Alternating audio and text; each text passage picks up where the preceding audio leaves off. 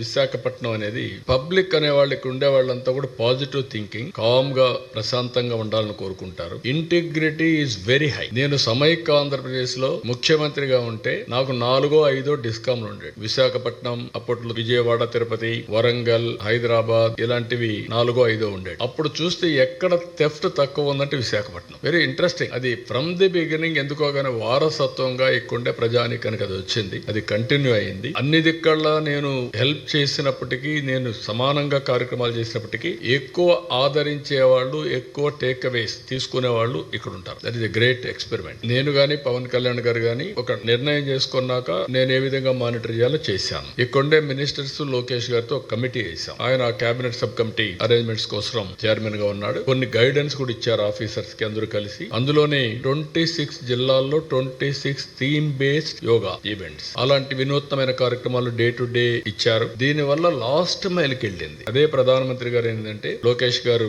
చేసిన పనికి, వీళ్ళందరూ మినిస్టర్స్ అందరూ చేసిన పనికి ప్రజా చైతన్యం పెరిగింది. ఈ సక్సెస్ కావడానికి 30 days లో అవేర్నెస్ బ్రహ్మాండంగా బిల్డప్ చేశారని అప్రిషియేట్ చేసే పరిస్థితికి వచ్చారు. దానికి మనస్ఫూర్తిగా ప్రధానమంత్రి గారిని అభినందిస్తున్నా.